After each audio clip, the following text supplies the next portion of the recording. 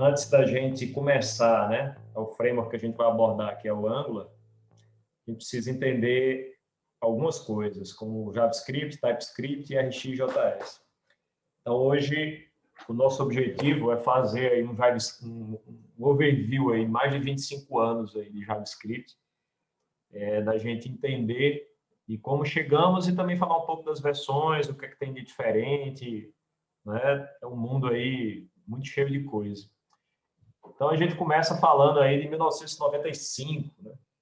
1995, faz um tempão danado. Você vê, 94 foi quando o Brasil ganhou o Tetra, né? Então faz muito tempo. E aí você tinha, naquela época, basicamente, dois players, né? Para a internet. A internet ela estava iniciando ainda o uso, digamos, de forma mais massiva, se popularizando. E aí você tinha o Internet Explorer e, de um lado, né, a Microsoft ali como alguém que não enxergou inicialmente a internet, que vivia o mundo desktop prioritariamente, sempre foi o mundo PC, e você tinha a Netscape, que, digamos assim, foi uma das precursoras do mundo da internet, foi que teve, digamos, o primeiro browser mais amplamente utilizado, e aí a Netscape se uniu com a ação Microsystem, que também nesse ano aí, 1995, inventou o Java e colocou o Java dentro do navegador, ou seja, com a aposta de que, né, dentro da aposta de que você rodaria, seria máquina virtual universal, que você conseguiria funcionar aplicações Java em qualquer local e o navegador seria um local natural, né? Então, a Netscape foi quem, na realidade, começou aí esse projeto do JavaScript, né? Em 1995, ela contrata aí o Brendan Eich, que é o cara que criou o JavaScript, né? Então, naquela época ali, o Netscape 2, ele já suportava o Java, já tinha esse suporte ao Java. E aí, o que é que pediram, né, ao Brendan? Disse, olha, a gente tem que criar uma linguagem que ela vai se complementar ao Java, ela não vai ser concorrente, porque o objetivo ali é mais resolver situações, porque o HTML nessa época, né? Ou seja, é puramente uma linguagem de marcação, você não conseguia desenvolver nada para o browser, e o objetivo era que a linguagem fosse uma linguagem complementar. Só que, como era uma associação entre Netscape e Sun, os caras falaram o seguinte, bem, a linguagem não tem nada a ver com Java, mas vamos deixar ela com sintaxe semelhante ali a Java, até porque a gente já está numa parceria aqui, né, contra a Microsoft. Para talvez os mais novos só conheceram a nova Microsoft, né? A nova Microsoft que jogou o .NET para Linux, que foi com GitHub e tal, uma Microsoft muito mais aberta, digamos, do que era a antiga Microsoft, que era uma Microsoft muito mais proprietária, que era, digamos assim, mais monopolista, que era muito grande. Então, se eu sou grande, amigo, eu que mando aqui, não interessa essa questão de padrões, né? Isso foi, digamos, a antiga Microsoft, mas foi o que se durou durante muito tempo. E aí, em setembro de 1995, os caras lançam uma linguagem chamada LiveScript.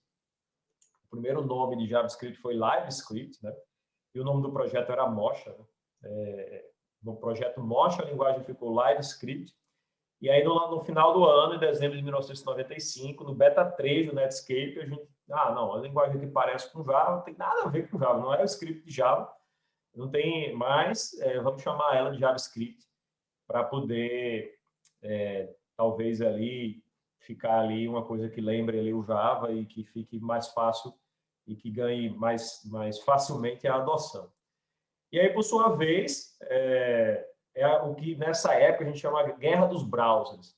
Ou seja, você não tinha padronização e cada um fazia suas coisas e o programador, amigo, penava, porque ele tinha que fazer o seu código funcionar no Netscape e no Internet Explorer. Então, muitas vezes você dizia, só funciona no Internet Explorer, só funciona no Netscape, você tinha que testar nos dois, porque não existia uma padronização.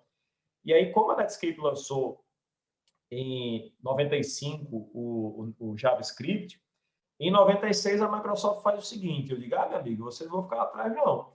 Eu vou lançar também, né, a minha linguagem de script. E aí fez uma baseada em Visual Basic, que era a principal linguagem da Microsoft, que era o VBScript, e o JScript, que seria, digamos, ali a engenharia reversa do JavaScript que a Netscape fez, tá, junto com o Brandon White. Lá. Tá? Então, o JScript era a engenharia reversa do JavaScript, e para o desenvolvedor era terror. Ou seja, você fazer o seu site funcionar nos dois, Internet Explorer e Netscape, era um grande problema. Né? E aí vamos lembrar, né, que a linguagem surgiu em 1995, e esses browsers que a gente usa hoje vieram muito depois, ou seja, o Firefox foi lançado em setembro de 2002, então a gente teve ali a década de 90 todinha, basicamente com essa questão de Internet Explorer, Netscape, depois o Netscape faliu ali no início ali dos anos 2000 também, e o Chrome veio muito depois ainda, né? O Chrome veio ali para 2008, ali junto quando o iPhone estava surgindo. Aí o que aconteceu? Aí a própria Netscape disse, rapaz, esse negócio vai dar certo não, porque o JavaScript, a web é feita para ser um cliente universal. Então, toda a ideia da web é fazer um cliente universal. Então, quando você não interessa o sistema operacional que está rodando, né? Quando a gente faz uma página web, você não interessa se você está no Android, se você está no Mac, se você está no Windows. Então, a ideia da web é o cliente universal desde o início. Então, a própria Netscape diz, poxa, se ficar nessa briga de eu fazer uma linguagem ou fazer outra, então a web vai bagunçar. Ou seja, esse negócio aqui que todos nós estamos apostando, e o futuro da minha companhia, e a Microsoft também está apostando nisso, se ficar cada um caminhando para uma direção, a tendência é que os usuários tenham mais dificuldades, e aos usuários terem mais dificuldades, a adoção disso vai ser mais lenta, né? E aí, já em 1996, a Netscape pega o JavaScript e submete para a ECMA International, né? Que a ECMA é uma organização europeia, inicialmente nasceu como europeia, mas depois ela ficou como internacional, né? Botou o International no nome para poder ser uma organização voltada à padronização dos sistemas de informação. Então, foi quando, em 1997, né, começou o ECMA 262, que foi, digamos assim, a primeira versão padronizada do JavaScript. Só que aí, beleza, colocamos aqui a versão na ECMA International, então está tudo resolvido, e a partir de agora teremos um padrão.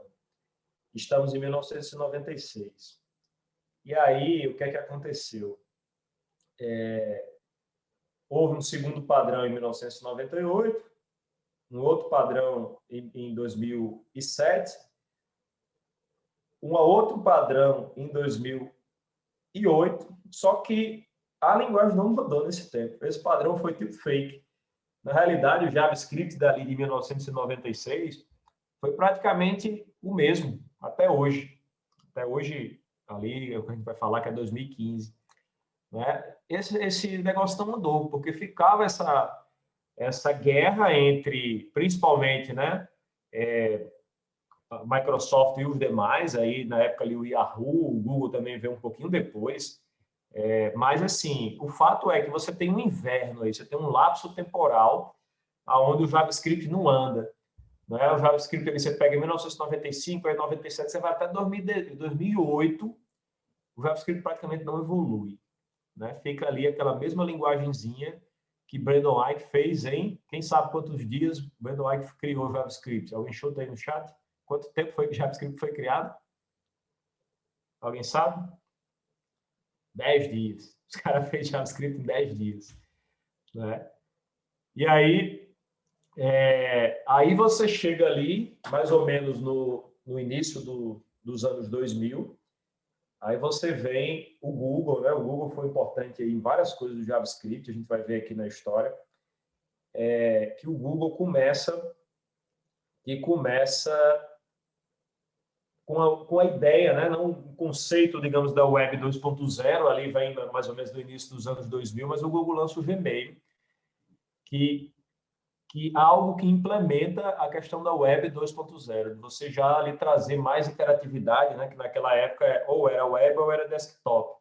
e o que se queria com o Web 2.0 era que a web fosse mais parecida com o desktop.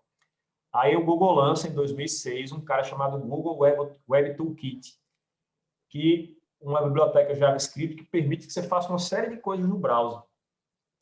Aí, a partir daí, o que aconteceu? Os caras disseram, irmão, você quer saber se esse JavaScript não sai do canto, mas a galera lá da ECMA não se entende, porque, assim, por mais que você tenha uma padronização, ou a ECMA International tivesse digamos, uma boa vontade, mas ela depende dos providers, depende dos players, dos browsers. E aí ficava aquele jogo de empurra, né? Microsoft, Mozilla, ou seja, não, isso aqui eu não concordo, para você ter ideia, a versão 4 do JavaScript, ela já tinha classe, já tinha módulos, uma série de coisas que só foi sair lá no ES6 em 2015. Então, a versão do ES4, que foi do ECMA 4, que foi abandonado, porque os caras simplesmente não entraram em acordo e disseram, aqui a gente não tem acordo aqui, eu discordo, falha de segurança, que papapá. E aí a comunidade começou a se mover. Ah, tá bom, beleza, vocês não se entendem, mas eu preciso aprimorar. E o Gmail, para mim, foi um divisor de águas. O Google fez ali o Google Web Toolkit, por que a gente não pode desenvolver coisas mais iterativas usando o JavaScript, né? Lembre-se que está muito longe ainda da gente ter uma ideia de front e back-end, mas era assim, eu tenho uma view, né, que é o que a gente chama, uma view mais interativa, que eu não preciso ficar toda a vida indo lá e fazendo render de server-side e voltando. E aí veio o primeiro divisor de águas. O primeiro divisor de águas, que foi o cara que, digamos assim, pode dizer que deu o primeiro grande app do JavaScript, que foi o jQuery. Né? O jQuery surgiu com a possibilidade de você dizer, né, primeiro o DOM também ali, um pouquinho depois ali, um pouquinho antes, aliás, finalzinho da década de 1999, por aí, o DOM já surgia, né, que seria a primeira forma de eu tentar estruturar de forma mais componentizada a minha view. Então, eu tenho lá o document e a partir dele eu saio navegando e o grande objetivo de JavaScript naquela época era manipular DOM. Era fazer animação, era abrir dialogs, era fazer carrossel, era fazer validações de formulário, ou seja, a grande questão era você fazer isso. E aí você tinha uma sintaxe muito verbosa do JavaScript, você tinha que sempre ficar usando o document element by ID, criando event listeners, né? E o jQuery chegou ali com uma sintaxe mais elegante, com uma sintaxe mais chamativa, e aí virou padrão. Ao invés da ECMA ser um padrão e de ir evoluindo, a comunidade chegou e trouxe assim, disse, irmão, já que vocês não andam, eu vou andar aqui, porque eu não vou ficar parado. Certo? Então, o primeiro grande elo transformador foi o jQuery. Só que aí, além disso, como o JavaScript em si não andava, aí beleza, então já que o JavaScript não evolui, meu irmão, eu vou resolver o problema de outra maneira. Tá? Eu vou resolver o problema. Eu não posso, né? Eu não posso criar uma nova linguagem. Afinal, ou seja, se eu criar uma nova linguagem, eu vou estar voltando ao problema que era originalmente lá do JScript, VBScript, né? Que era da guerra dos browsers ali em 1996. Então, não faz sentido eu criar novas linguagens.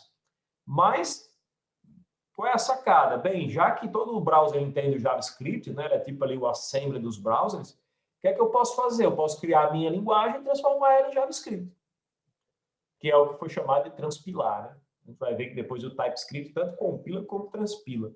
Mas foi aí que nasceu as primeiras iniciativas da comunidade para dizer o seguinte, tá bom, meu irmão, vocês não se entendem lá no ECMA, então eu vou criar aqui linguagens novas e, no final das contas, eu transformo lá naquele JavaScriptzão raiz ali e o browser vai entender. E aí o primeiro a realmente fazer isso e mudar o mercado, se vocês já ouviram falar nele, mas foi o CoffeeScript, muito influenciado por também uma coisa que estava nascendo nessa época que era o Rails com o Ruby. Então a comunidade do Ruby, do Rails, que também já começou a olhar ali mais para Vue e tornar a coisa mais interativa, foi um dos grandes apoiadores do CoffeeScript. O CoffeeScript foi uma das primeiras linguagens de mais alto nível, onde a gente diz que é superset de JavaScript, né? Aonde, na realidade, eu não preciso mais ficar preso aos problemas lá do ECMA, já que vocês não se entendem, então, beleza, eu vou criar aqui a minha linguagem. E aí, logo em 2012, veio o TypeScript, que também já trouxe uma visão completamente diferente. Você diz, olha, eu vou tipar a linguagem, eu vou ter uma forma própria, expressões. O TypeScript tem uma gramática completamente própria, muito parecida com as versões mais novas do ECMA, mas eu não preciso mais me limitar a isso, né? Então, em 2012, eu não preciso mais limitar a isso. Foi o que o jQuery fez. O jQuery diz, já que vocês não se entendem, então eu vou resolver aqui o problema. O TypeScript e o CoffeeScript fizeram a mesma coisa.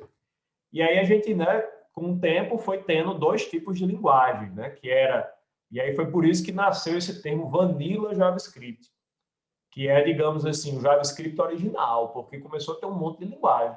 Scala.js, ClojureScript, né, TypeScript e CoffeeScript, eu já falei, os caras começaram a dizer, pai, mas que linguagem é essa? Roda no browser? Não é que não roda direto, o browser não entende TypeScript. O browser não sabe o que é o TypeScript, ele sabe que é o JavaScript, né? Mas alguém vai transformar aquilo ali. Então, eu comecei a desenvolver linguagens para browser em coisas que eram supersets, que eram um nível de abstração acima do JavaScript. E aí foi quando começou a nascer esse termo de dizer, você usa Vanilla JavaScript, que é o JavaScript ECMA, o JavaScript padronizado, digamos assim, o JavaScript raiz, o próprio JavaScript puro, ou você usa uma linguagem que não é pura, digamos assim, que ela joga para JavaScript, né?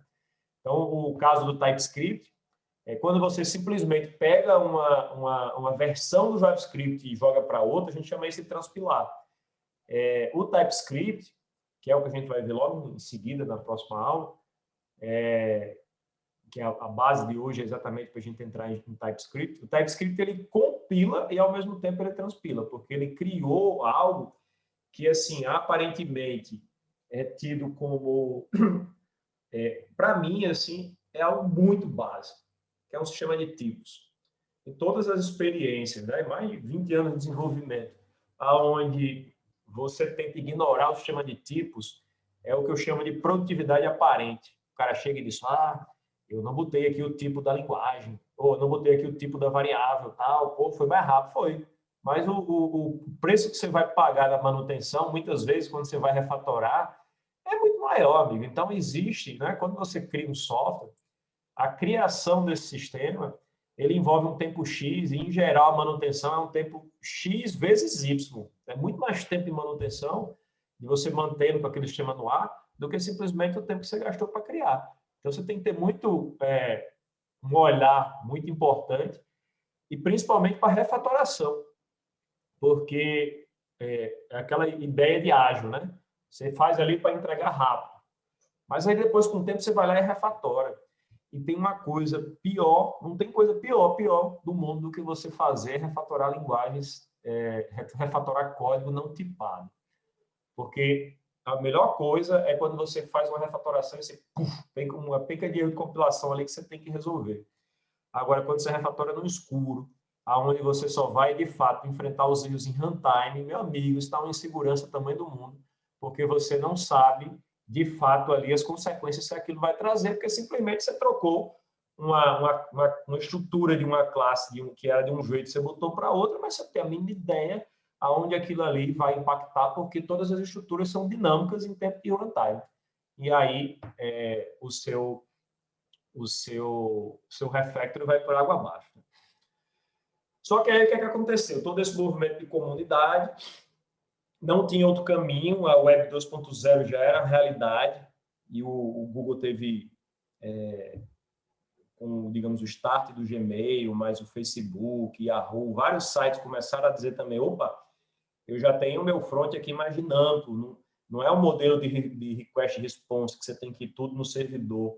Aqui está mais dinâmico, eu posso fazer coisas aqui do lado do front, da view. Aí os caras chegaram em 2008 e disseram, rapaz, a reunião lá em Oslo, né? E aí fizeram lá, selaram uma agenda, né? Chamaram até a agenda de harmonia, renomearam o ECMAScript 3.1 para ECMAScript 5, que é o que a gente chama de ES5. Então, hoje, assim, Vanilla JavaScript raiz é o ES5. É o cara que é a versão padrão, digamos assim, do JavaScript, que a gente sabe que é the good old days ali, é aquela JavaScript ali de antigamente, né? E aí eles lançam o ECMAScript 5 em dezembro de 2019. E aí você começa a ter um conjunto de evoluções, né? Ainda há um hiato muito grande entre a versão que de fato começa a trazer coisas relativamente básicas, né? Eles, rapaz, JavaScript é uma coisa baseada em protótipos, ela quer ser funcional, ela quer ser tudo. Mas, assim, a orientação a objetos é algo básico. Aí você queria usar a orientação a objetos, você tinha que ir para onde? CoffeeScript, TypeScript. Você não tinha classe em JavaScript. Você não conseguia fazer uma classe em JavaScript. E isso só foi ser inserido no ES 2015, né? No ES 6. Então, olha o tempo, né? E aí depois a coisa começou a evoluir muito, principalmente porque em 2009 teve uma outra coisa que foi extremamente importante, né? Então, aí um conjunto de evoluções, e hoje a linguagem anual, tá? Você vê que mais ou menos o que o Java fez ali, de lançar minor releases de 6 em 6 meses, o JavaScript faz anual, colocando aí, mas a grande transformação mesmo foi no ES 2015. Então, hoje, assim, quando a gente fala em JavaScript Vanilla raiz, aquele de antigamente é o ES5, tá? Você pegar ali um celularzão Android antigo, que é antes de 2015, que não pensa nem em ter as versões JavaScript mais novas. Então, a gente está falando de ES5, né? Quando eu quiser transpilar alguma coisa. E aí nasce uma ferramenta que é importante a gente saber, que é o Babel, que ela exatamente tem essa função de ser a tradutora das várias versões de JavaScript. Qual é a grande importância disso? É que se, porventura, eu estou usando o ES5 por padrão, supondo que eu disse, rapaz, eu vou usar o ES5, mas para o dev, o cara que vai codificar, ele pode usar o ES8 lá no código. Mas na hora que eu for realmente fazer a build, né, o processo de entregar o meu código e gerar o .js, o bundle lá final, eu gero em ES5, porque eu vou ter alguém que vai traduzir o JavaScript mais novo, e aí a equipe pode ficar trabalhando no JavaScript mais novo para o velho, para o que todo mundo entende, né? Que é o ES5. Então, o Babel faz esse papel. Posso traduzir do 8 para o 7, do 6 para o 5, né? Que é uma das ferramentas mais básicas, digamos assim, hoje para o desenvolvimento de front-end. Aí a gente chega em 2009, né? 2009, há tanto tempo que aconteceu. 2009, fato relevante, Barack Obama estava tomando posse nos Estados Unidos. Então, em 2009 surge, na realidade, algo que, de fato, o jQuery foi o primeiro grande elemento catalisador, digamos assim, de a comunidade ter que se mexer e as coisas terem que andar no JavaScript. Mas em 2009 surge o Node, que aí, né, não sei se a frase, mas de alguns podcasts o cara diz o Node está para o JavaScript, assim como o fogo está para a humanidade. Se você tem algum podcast. E aí, o que é que o Node, inicialmente, quando o Node surgiu, e eu dava, nessa época, que eu colocava o Node nas minhas aulas, o Node não surgiu ali como objetivo, apesar de que sim, era JavaScript no back-end, mas o Node surgiu tentando resolver um problema de questões de operações bloqueantes. Era dizer o seguinte, por isso que o Event Loop ele foi um dos primeiros a fazer isso, que hoje meio que virou um padrão de reatividade, né, que a gente até viu em arquiteturas, mas o Node ele veio com a proposta assim, mais voltada para I/O, de eu trabalho coisas aqui de auto I/O, porque eu não fico com threads bloqueadas. Na realidade, ali eu tenho um Event Loop que vai uma fila tal. E aí você tem uma outra grande contribuição do Google, que é a máquina virtual V8, né? Que é o que o Google tornou open source, que é a máquina virtual que roda no Chrome e que virou, digamos assim, a base do Node, né? Só que a grande consequência disso tudo, que não era, digamos, o previsto, é que até então o cara de back-end era o cara que olhava para tudo ali. Ele olhava para arquitetura, ele olhava para a comunicação entre os módulos, ele olhava para a componentização. E o cara de front-end ali, ele praticamente assim, era... Ah, não, aqui é view, pô. Não existia essa divisão de front e back-end. O que tinha, na realidade, era... bicho, cuida aí da view, cuida da parte da view, faz um JavaScript. O JavaScript era usado mais para validação de campos de formulário, né? Só que o Node, ele trouxe a possibilidade de você desenvolver JavaScript para o back-end. E aí, amigo, o mundo do back-end é diferente. Você pode até ali ficar com seus event list, né? Pode até ali ficar basicamente aí pegando um elemento by ID, trocando o inner HTML e tal, manipulando o DOM na view. Mas quando você vai trabalhar com back-end, a banda toca diferente. Você tem que, de fato, começar a pensar em vários conceitos, como modularidade, coesão e acoplamento, a questão dos padrões de projeto, desempenho, porque você tem muita gente requisitando o seu código, a questão de abstração, como é que eu diminuo dependência, divisão de camadas, ou seja, tudo isso que historicamente o mundo da engenharia de software trouxe para o desenvolvimento de software em geral, era o que a gente usava no back-end. Até porque não tinha esse negócio de back front-end, tudo era gerado, né? A view era gerada no servidor, era desenvolvimento server-side. Então, você era obrigado a fazer isso. O seu monolito ele tinha que ser organizado em camadas, tá? Uma série de coisas. Só que o fato de você pegar aqueles desenvolvedores de JavaScript, aqueles caras de JavaScript e jogar ele para o back-end, e essa foi uma consequência importante, é que essa galera começou a ser influenciada pelos padrões que eram os padrões da história da engenharia de software. Ou seja, aquilo que dizem, isso é besteira, isso aqui eu não preciso aplicar padrões de projeto aqui. Como não? Isso não, só, mas aqui é só mexer no DOM, não sei o quê. Sabe? Agora tu tem que pegar teu JavaScript lá para o back-end, e aí o teu código para tratar regra de negócio, aí você não pode duplicar regra de negócio e tal, aí você começa a pensar uma série de outras coisas. Então, a consequência, digamos assim, indireta do Node foi unir mais as coisas. Foi fazer com que agora o desenvolvimento front e back-end, ambos, tivessem que pensar em engenharia de software. E não só mais a galera de back-end. Ambos têm que pensar nos padrões, ambos têm que pensar em como desenvolver um software com todas aquelas características de modularidade e tal, e por aí vai. E aí, coisas que a gente tinha no back-end que foram aos poucos sendo resolvidas, né? Por exemplo, no back-end, a gente também tinha a possibilidade de pegar um projeto, botar um monte de jar, e aí você tem que gerenciar a dependência um a um daquele jar. Também era do mesmo jeito com o JavaScript, tá? Ou seja, você era obrigado a colocar o seu JS, opa, saiu a versão mais nova do jQuery, beleza, baixa o ponto .js do jQuery, põe no teu projeto, e aí você tá resolvido. Então, e aí, se você tiver ali uma dependência, né? Eu tenho um conflito aqui da versão do JS do jQuery com a versão do prototype e tal.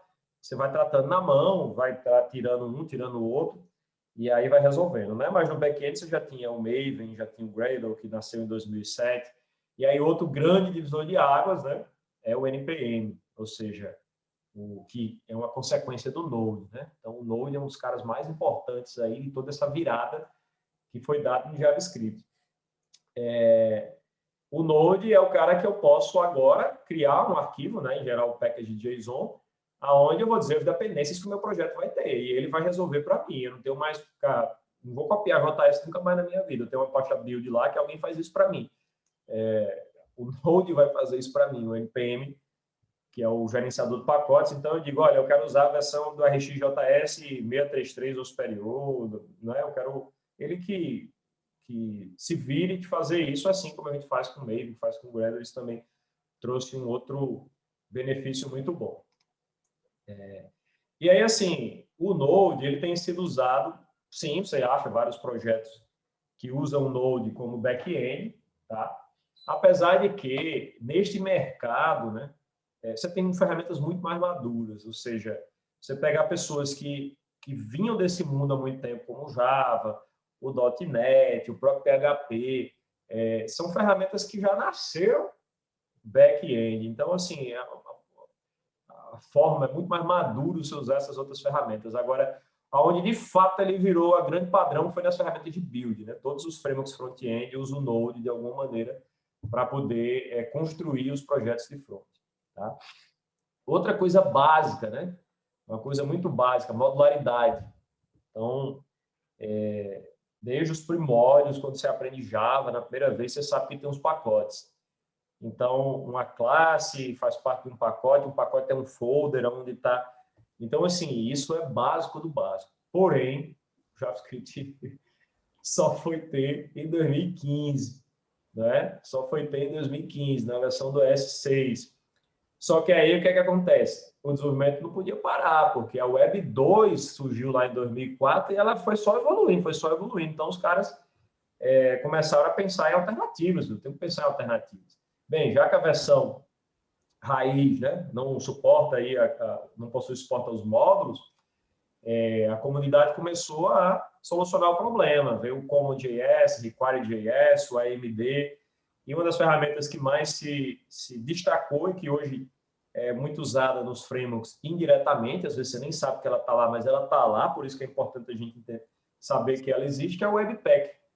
Né? O Webpack é o cara que, primeiro, né, ele dá esse suporte aos módulos, o que hoje você já tem nas versões, mas ele deu esse suporte aos módulos, e ele junta todos os seus assets, né?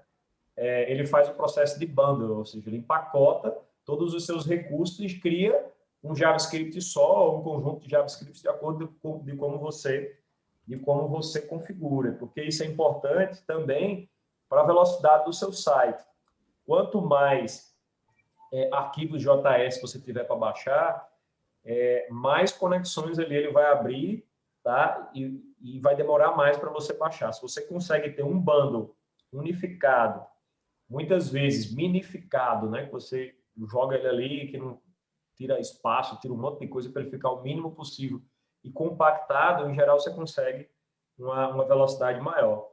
Então, já no Webpack, ele deu a possibilidade aqui de você importar funções e você exportar funções, certo? Então, isso que depois foi incorporado na versão de JavaScript, mas o Webpack já dava isso aqui para você. E aí você configurava uma maneira dele empacotar, né? O bundle é pacote, ou seja, dele empacotar todos os seus vários arquivos JavaScript, e aí você não tem obrigação, né? Você não precisa mais ficar trabalhando em um JS só, que é o que você fazia no passado.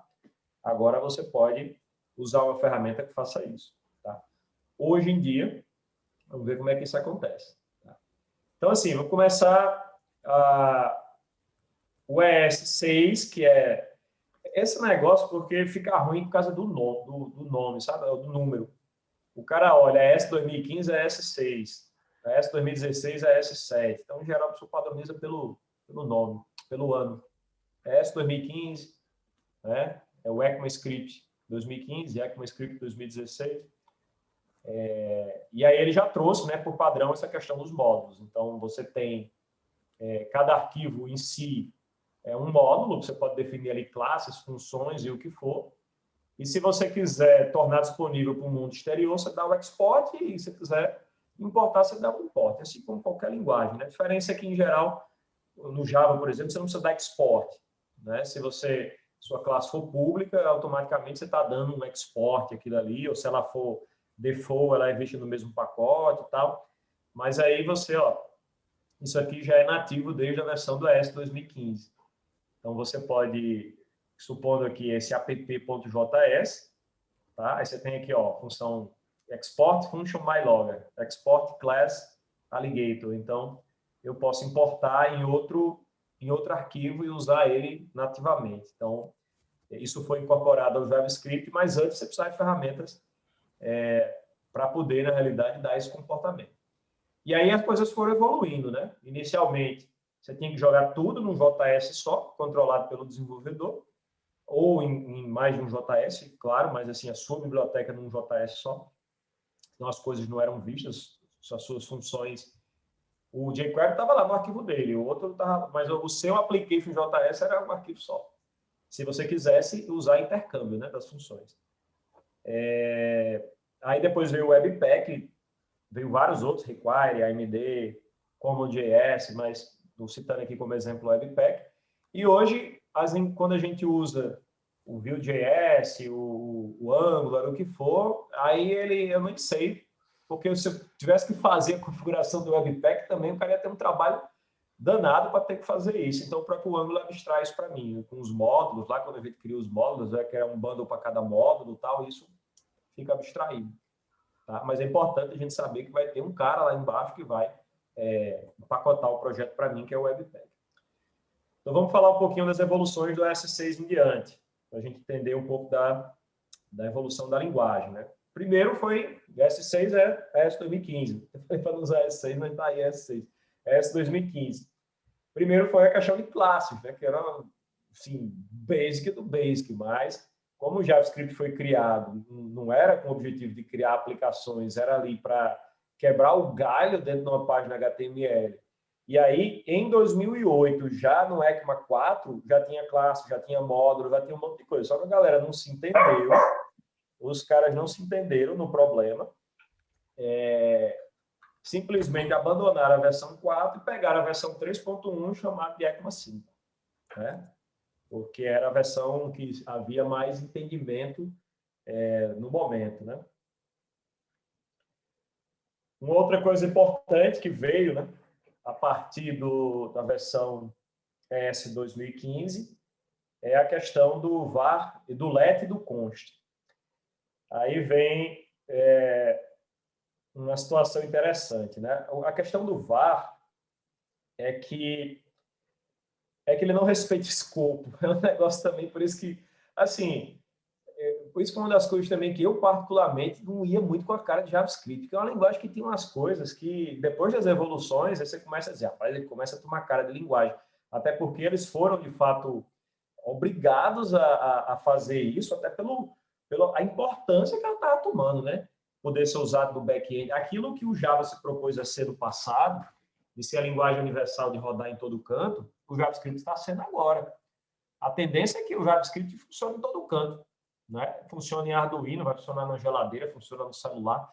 JavaScript vai ser o bytecode universal. É isso que ele está tendendo assim. Então, ele ganhou uma importância muito grande. E aí, certas coisas, como, por exemplo, você que faz isso aqui, ó, você declara uma variável var mensagem dentro do if, certo? Aí você atribui o valor quark. Aí, quando você sai do if, está lá a variável. Certo? O var tem um escopo ali global da função onde ele está. Não interessa o bloco que você está. Então, eu quero declarar uma variável local. Amigo, aqui dentro do bloco, aqui só do fora, não tem isso não. Tá? Variável JavaScript aqui, ela vale para tudo. Aí, qual é a possibilidade que os caras tinham? Né? Por que surgiu o let? Porque os caras tinham duas possibilidades. Ou corrige isso no var, e o var passa, assim como você coloca int igual a x dentro de um if, em qualquer linguagem, ou não em qualquer, mas na grande maioria da linguagem, aquela variável é uma variável de bloco, ela vai viver no escopo onde ela foi declarada. Só que JavaScript não era assim. E eu não posso mudar, porque senão eu vou quebrar a compatibilidade dos códigos tudinho que eu tenho. Então, vamos dizer o seguinte, no momento esse negócio já está assim, var continua var. Ou seja, var não respeita bloco. Vamos criar um outro cara aqui, let. Aí, se você fizer let, aí ele tem um comportamento padrão, que você pega na linguagem int i igual a 10. Pronto. Mas, como não é tipado também, né? Aí você bota let i igual a 10. E aí você tem um cara que respeita o bloco, né? Então, por exemplo, usando let, se você coloca aqui, ó, let mensagem dentro do if. A outra coisa também é o danado do undefined do JavaScript, que é outra coisa que dá uma agonia você ver aquele tipo de coisa. É uma variável undefined, você dá de execução, pá, pega aquele... Então, assim, se você tentar fazer esse código aí, ó, o let está dentro do if, certo? Aqui, ó. O var está fora, beleza. Então, o var vai ser visto em qualquer canto aqui. Se eu declarar com var dentro do if, também ele vai ser feito fora do if e tal. O var, ele vai valer no top level onde ele foi declarado. Vai ser visto na função aqui em qualquer canto. Só que se você for aqui, ó, mensagem dentro do if, aí ele vai dar um erro para você aqui, ó, mensagem dentro do if is not defined. Beleza. Ele não vai passar como undefined. Código rodou, rodou. Vou depurar, o que foi? No final você vai descobrir que é um undefined. Você não tem um erro para tratar. Agora você tem um erro. Se você chamar uma variável que ela foi definida fora do escopo dela, throw erro. É um erro. Você sabe que aquilo ali vai estar lá no console de erro como erro. Né? E antes, não. Beleza. Tá de boa. Undefined.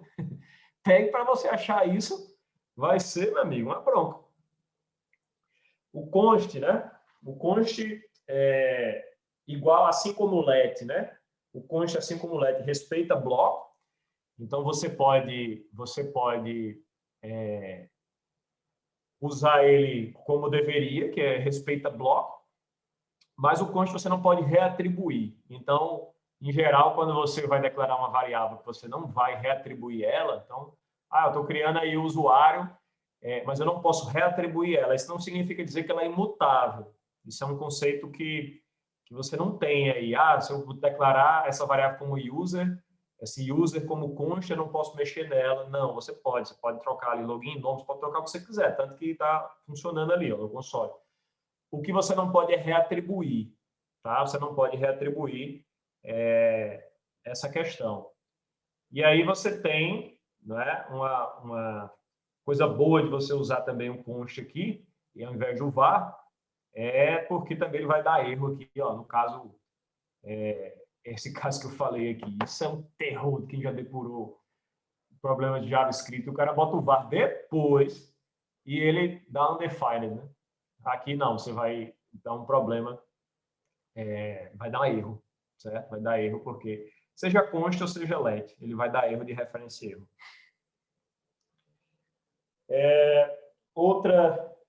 Outra novidade do ES 2015 é a possibilidade de você colocar argumentos padrões, né? Então, por exemplo, essa função aí, multiply, se você coloca ali, ó, no segundo, aqui nesse primeiro aqui, ó, se você coloca, né? Porque JavaScript também ele não valida isso. Ele não dá erro na realidade não é compilada, né? Então você tem que dizer que dá erro de compilação porque você não tem compilação, é uma linguagem interpretada. Mas isso aqui não dá erro, ele simplesmente vai passar o argumento 4 e o segundo ele não passa nada. E aqui ele vai dar not a number porque você jogou undefined vezes 4. E aí você não vai ter erro nenhum, mas eu posso aqui definir valores padrões. Eu poderia botar x igual a 1, y igual a 1. Então, o que ele não definir, na multiplicação vai ficar 1. Neste caso, se eu chamar o multiply aqui com 4, ele vai dar 4 porque o y foi definido como default value 1. Aqui conhecido, né, todos, desde o Java 8 para frente, que é a possibilidade, né, as funções flash, os arrow functions, que é a possibilidade de simplifica muito aí a sintaxe, que foi uma influência da programação funcional. Também foi incluído na linguagem no ES 2015. Então, eu começo aqui, né? Esses dois tanto faz, ou seja, no final das contas, a própria função também no JavaScript assume uma variável. Então, fazer isso e fazer isso aqui é a mesma coisa. Aí eu posso usar aqui a função flecha, né? Com return, ou eu posso, sendo uma linha só fazer isso também, que ele funciona. Esse destructuring é uma forma legal que você pode declarar variáveis, né? Ele vai extrair os valores dos arrays, então você pode colocar aqui, ó, const a,b igual a 1,2. Então, ele vai assumir, né? Então eu posso declarar várias variáveis de uma vez só. Isso veio também no ES 2015. Aí, assim, além de classes, né, que eu já falei, módulos também que eu já falei, foi assim, a ES 2015, o rapaz começou a ganhar cara de linguagem que, de fato, tem a responsabilidade que ela tem agora, que é ser usada no back-end e depois, naturalmente, começar a ser usada também em vários outros contextos, como já era usada no front, né? A gente vai ver que alguns frameworks vieram antes.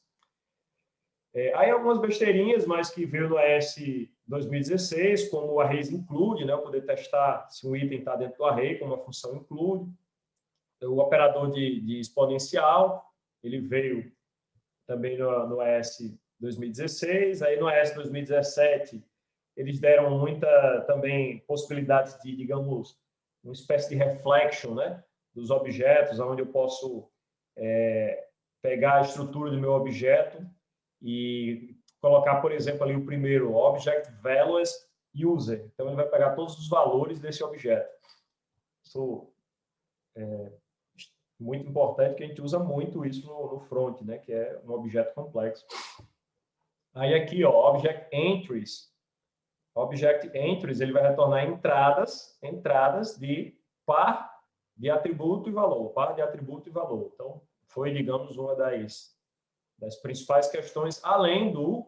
Depois, quando a gente for ver a XJS, vai ver também, falar um pouco sobre as funções assíncronas, mas o async e o await também, o promise já tem, né, desde antes, mas o async é uma possibilidade de você declarar funções assíncronas diretamente na palavra-chave, e o await, que é para você, digamos, esperar a resposta sem usar o then do promise também, eles vieram no ES8, o ES 2017. Então, antes você tinha que fazer assim, então, dá um fetch, por exemplo, que já está na própria... o fetch retorna uma promise, né? Então, por exemplo, aqui você vai pegar a resposta. Como é que você pode pegar esse mesmo caso aqui com await e async, né? Então, eu posso colocar aqui let response await fetch. Então, eu vou... Isso no Angular a gente vai usar muito. Então, a gente vai depois detalhar mais essas coisas. E aí, aí timeline, né? Vamos voltar aqui para dar uma revisada da timeline. Então, em 1995 surgiu tudo. Em 1996 veio a guerra dos browsers, né? Ali aquela guerra do Microsoft e Netscape. Aí a Netscape diz, cara, eu vou mandar esse negócio para padronização, a web tem que ser organizada. Aí em 1998 surge o DOM, aí ali fica, veio ali o Gmail em 2004, achei importante aqui, tá no timeline. 2006, jQuery e Google Web Toolkit. 2019, aí vem o ECMAScript 5 e o Node.js, aí a coisa realmente começa a ganhar corpo. Mas aí o JavaScript em si não muda muita coisa, só vai mudar mesmo lá para 2015. Só que olha o que acontece no meio. 2009 vem o CoffeeScript. 2010, mais outra contribuição do Google.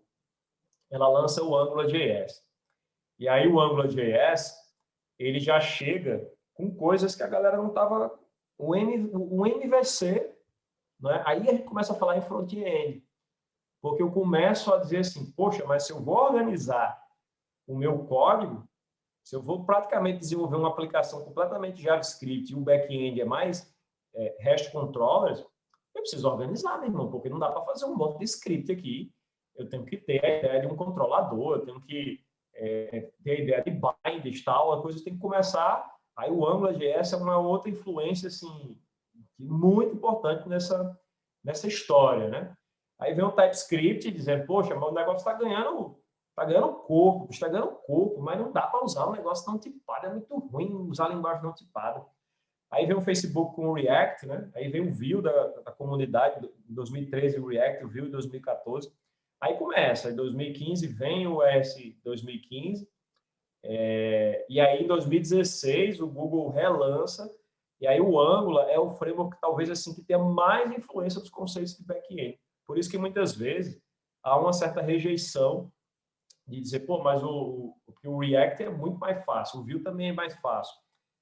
Mas o Angular ele foi pensado assim, dizer, peraí, como é que eu desenvolvo aplicações com a ideia de fazer isso, uma aplicação completa aqui em front-end, aonde conceitos como módulos, injeção de dependência, eu tenho um cara ali para ser o service que se comunica com o back, tal, realmente o código poder ficar usando TypeScript, usando tipagem. Então, eu ganho produtividade ali para poder... Eu tenho uma possibilidade de ter autocomplete, né? Tudo isso dentro da minha ferramenta.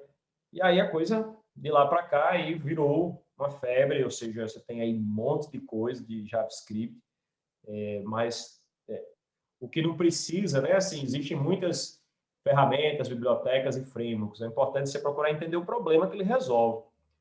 Então, surgiu agora o Next. Aí o cara vai ver o Next e já está querendo jogar um server-side handler. Não sei se vocês lembram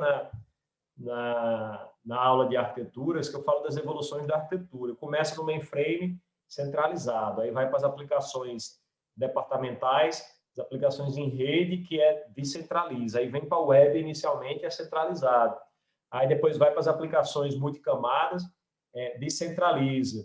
Né? Aí depois centraliza, depois vem para o front-end, e agora os caras já estão, como o caso do Next, já gera o JavaScript de novo do lado do servidor. Né? Já gera a view completamente do lado do servidor. Né? E aí você fica sempre nessa. Então, é importante, assim, tem um monte de ferramentas. Você precisa entender, tem as básicas aqui, as mais importantes que eu falei, mas quando você olhar, o que é que esse cara resolve? Resolve empacotamento, resolve modularidade, qual é o objetivo desse cara? Porque você vai ter... Você viu ali que só para tratar a modularidade, falei de 4. Então, você vai aprender as 4, você precisa ficar... Pô, eu não sei o Require.js. Não, você precisa entender o problema que ele resolve e focar em alguma ferramenta. Né? Que, na realidade, hoje você não precisa focar em nenhuma para gestão de dependência. Os frameworks já fazem isso. A não ser que você vá fazer algo usando completamente um JavaScript vanilla lá, todo... seja a versão que for, e que você tem que tratar, por exemplo, para empacotar aquilo ali em um JS só, aí você vai provavelmente ter que precisar de usar um Webpack da vida.